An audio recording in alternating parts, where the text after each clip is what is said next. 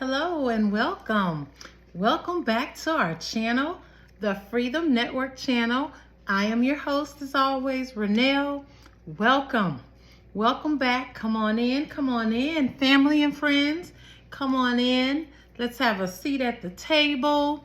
Bring your plate. Come on in. I got some good things for you guys today. If you're hungry, come on in. I got something for you. There's no way you should leave the same. If you come with an expectancy, you'll leave with a blessing. So come on in. So today's topic, I want to talk about peace. So previously we were talking about having to check our hearts on a daily basis, right? Doing a spiritual check on our hearts daily. So again, going back to preparing the family to take their rightful place and for everything to line up the way it's supposed to for today's family. Again, as I shared with you guys, God showed me how I needed to go back, and there were some things that I needed to do before, I come and present God's intentions for the family. And one of those things was, just a recap from yesterday, one of those things was doing a spiritual check on our heart on a daily basis. Making sure that we don't go to bed with anything on our heart that God has instructed us to get rid of that day. That could be forgiveness, unforgiveness, that could be hatred, that could be jealousy, envy, whatever it is. You want to give it up as soon as it comes. You want to give it up because, again, we don't want to end up having a spiritual heart attack, okay? And we want to make sure that we're always full of peace, that peace resides on the inside of our hearts. Because one thing we know, just like in the natural, we don't take care of our hearts when we don't eat right, we don't diet and exercise, we eat whatever we want, our hearts start failing us. So it's the same in the spirit. When we don't take care of our hearts, our heart will start failing us. And oftentimes you can have open heart surgery, heart transplants, pacemakers, anything. So we want to make sure that as we take care of ourselves in the natural, we also take care of ourselves in the spiritual realm as well. So again, we don't want to, again, have anything affecting our hearts. What we want to do is we want to be peaceful. So now we've checked on our hearts. We want to make sure that peace resides on the inside of us, okay? So going to Romans 12:18, it says, if it is possible, as much as depend on you, live peaceably with all men. It doesn't say live peaceably with some men or live peaceably with the ones that you like, but don't worry about the ones that you don't, or live peaceably with the ones that's nice to you. But anybody that's mean to you, you don't have to live peaceably with them. That's not what it says. It says as much as it depends on you, meaning as much as you can control and be responsible for. Live a peaceable life with all men. And that all men is everybody. So that means that sometimes you may have to be the bigger person. You may have to be that one that takes that step and make everything right. Because God is calling you to be peace. He's calling you to be peace. And you want to be peace because there's rewards in peace. If you think about a war, we don't want to go to war. And one of the ways we can is if somebody go and have a conversation, the ones in authority, and have a conversation and come up with a solution that can correct everything that's wrong, then there's no war. So you want to come in peace. A lot of times, there's no peace in situations. It's because of the way you come. If there's something going on, I don't care what it is, something you've heard, somebody say about you, the one thing you want to do is be peace. Be peace in the midst of that. You don't want to go in anger. Because if you go in anger, don't you be expecting peace, because when you go in anger, anger is going to find anger, and that's what you're going to get. So even if the other person is in anger, you have to say, Lord, go with me, because I'm going to go in peace. I'm telling you, there is really some awesome rewards for those that go in peace.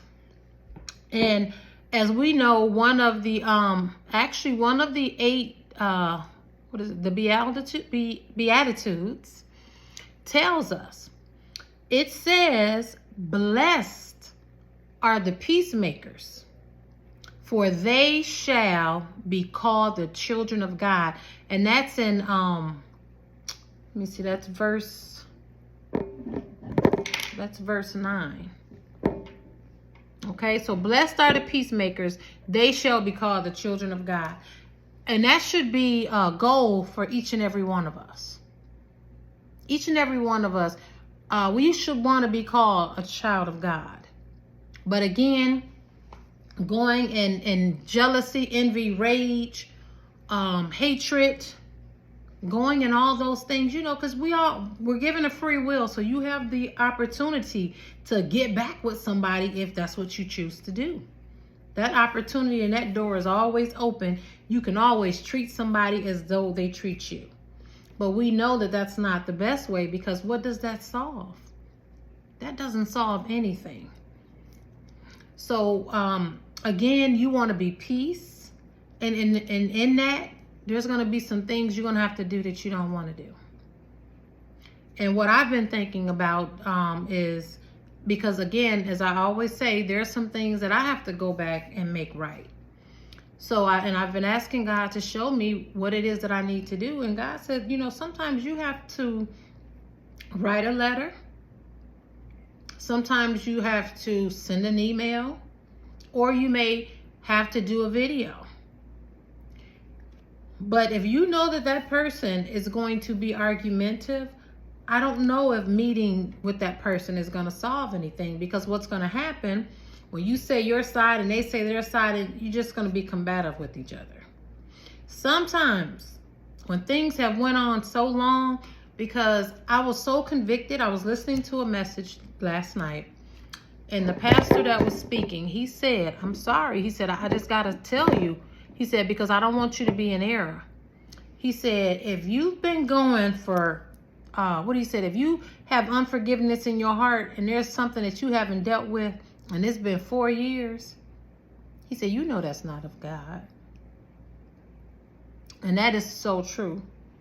We can sit up and say, well, they ain't saying nothing to me, so I'm not saying nothing to them. But we can't do that. Why? Because it's not just about us.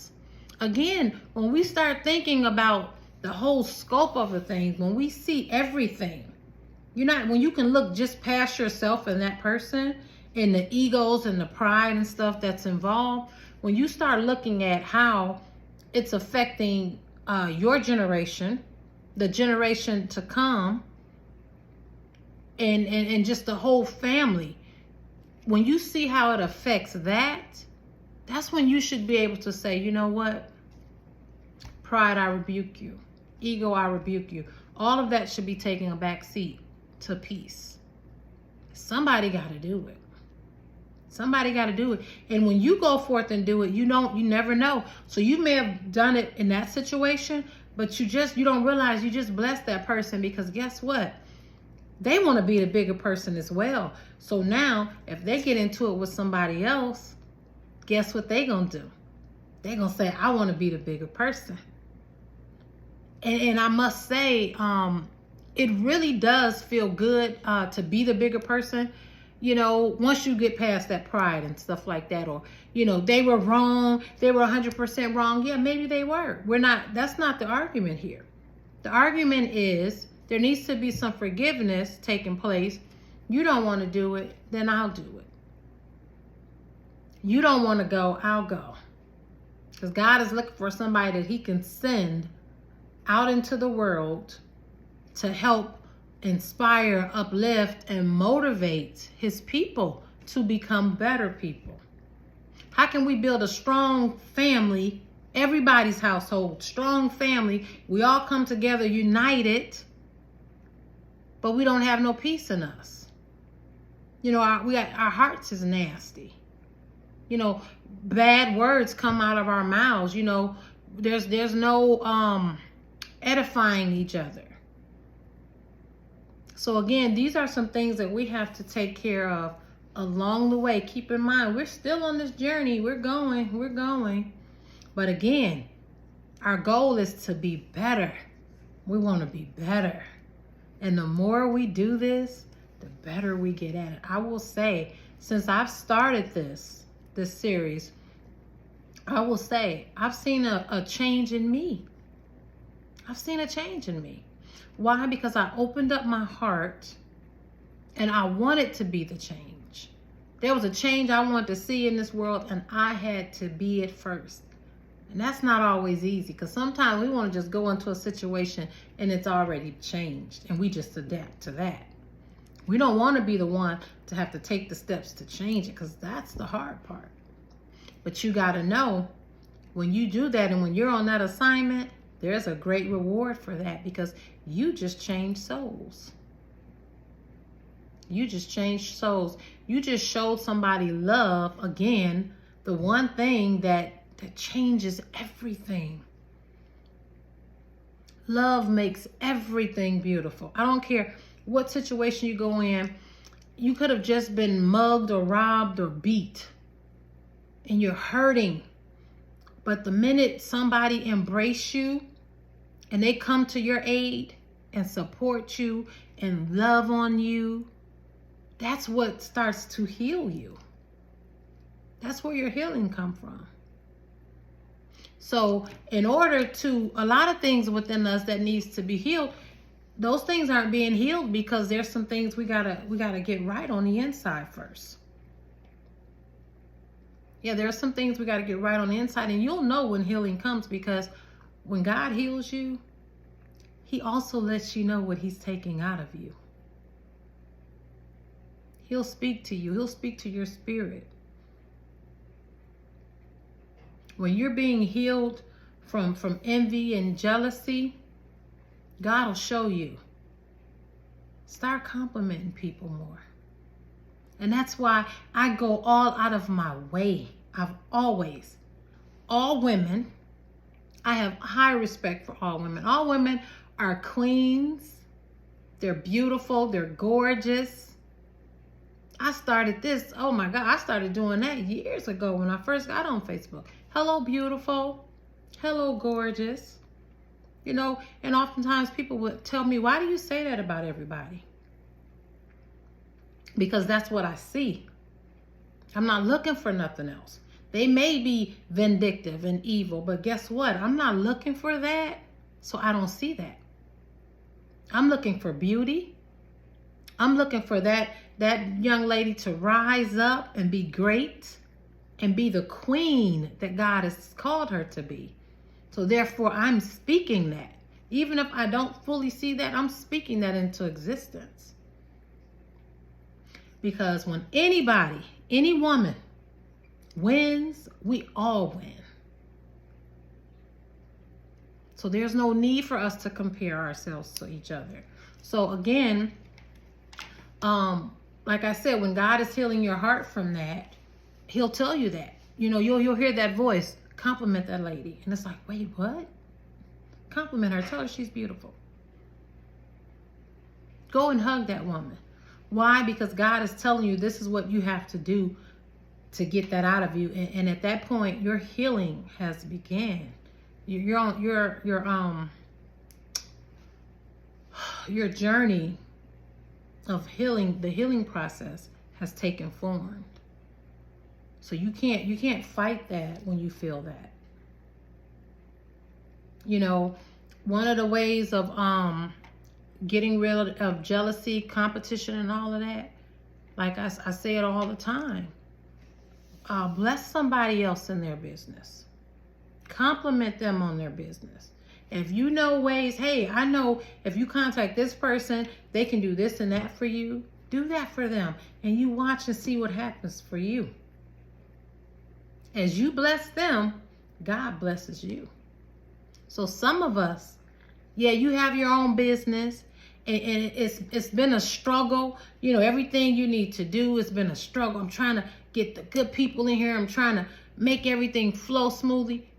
Just sit down and evaluate your situation. And think about it. Am I so wrapped up in my business that I'm not being mindful of someone else's business? Because see, we glean off of each other. You bless me, I bless you, or I bless this one, and that one bless that one. And guess what? Now we're all blessed.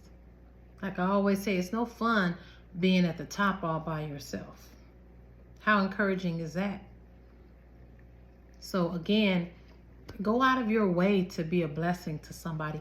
Somebody might be ready to just take their life. They can't wait to get home because they just feel like, you know, they're ready to give up on life. Mental illness is real. They don't want to be here no more. But you going up to tell them, I just want to tell you, there's something about you. You are so beautiful. And, you know, I see the way you do this and I see the way you do that. And, man, I really would like to, you know, get with you sometimes. And if you could share with me. Now, all of a sudden, you just gave value to that person. You just showed them how valuable they are. So basically, you just saved their life. You saved their life. So again, be peace with all men, with everybody, nobody excluded. One of the things, like I said, if what we have to do, what I would like to see in more families, people writing, I don't know, maybe we can come up with like a catchy name for it, but writing pages of I don't know, peaceful, I don't know what we could call it, but basically rewriting history. Things got off to a bad start. We didn't get along. You know what? We're going to scratch that. We're going to start all over. Like I said, you write the letter to them so you can get everything that you need to say out. Sometimes it doesn't require a response. So don't look for it because they may not be able to respond. But as long as you got it out of you, now you can go forth and you watch and see how blessed you be. Because guess what? Now you don't have no barriers, nowhere stopping you. There's no closed doors for you. Because see, when you know, you're operating your purpose and your destiny, and every time you get to a closed door, you got to deal with that. Now that's just there to slow you down. But when you do everything you're supposed to do to knock those barriers out, everywhere you go, it's an open door. You just walking through it with favor. Favor follows you everywhere you go. You walk into a room, they already know you before you get there. That's the type of character I want to have. I want to walk in a place and they say, I know her. I know her by her fruit. I've heard about her.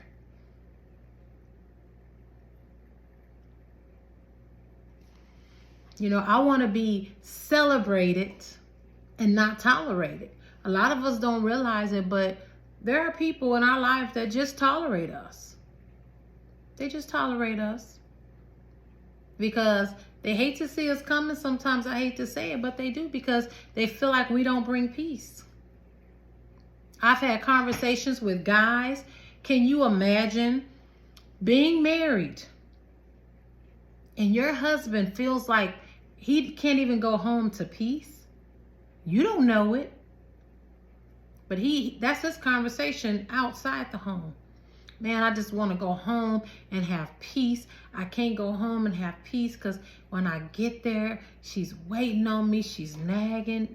You know, she's complaining. Nothing I do is right. Peace. You'd be surprised where a relationship will go when there's peace. And with peace come compromise. You can't always have it your way. Sometimes you got to see it his way, or you got to see it her way. You got to meet each other in the middle. Because again, peace is the focus. Peace is where you're trying to get to. So you can't always have your way when you want peace. So yeah, so another thing, there's situations, and I mean, we'll talk about those things later on, but there's some situations where ladies, you don't know, your God, that man, you're still faulting him for the mistakes that he made 10 and 20 years ago. And you wondering why there's no peace in the home. Because see, when you forgave him, you wasn't supposed to bring that up no more. You're supposed to let that go.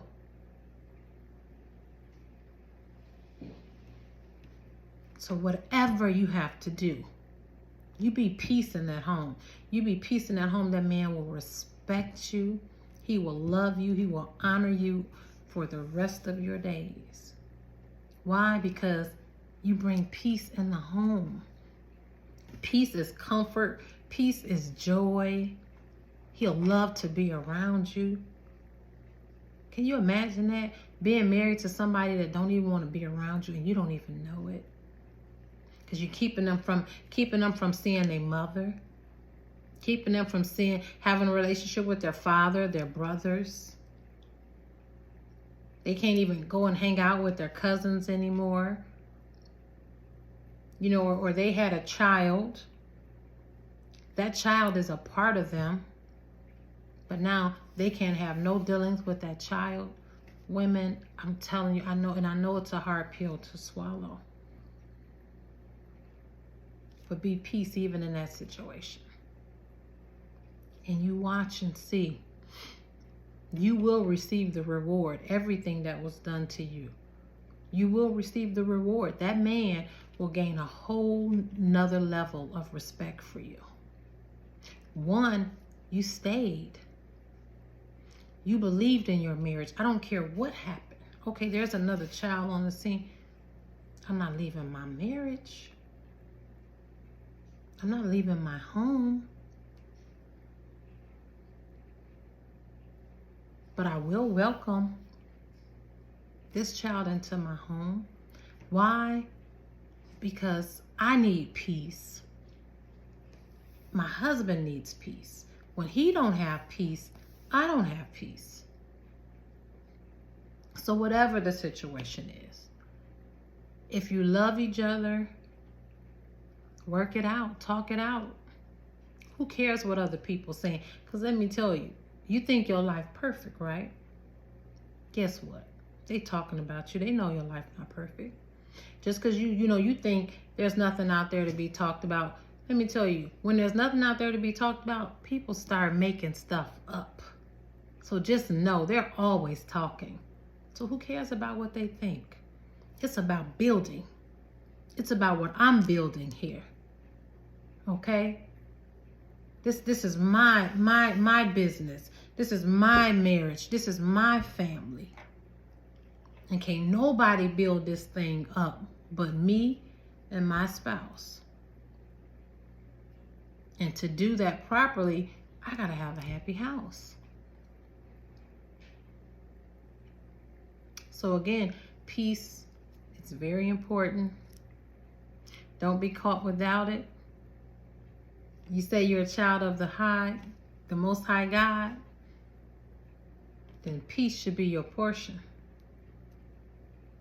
People shall know you by your peace.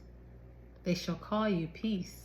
They should know when you enter into a room, and if there's turmoil, there's fighting, whatever, they know, oh, she's coming to bring peace. We're going to be good. They shouldn't have to worry about, oh my goodness, it's a mess already in here. Now here comes so-and-so. She just finna make things worse. What kind of name is that to have? And I tell you, I'm so grateful for sitting in this seat that I'm sitting in, because I don't have all the answers. I never will. And I am the first one to have to do the things that I'm telling you guys.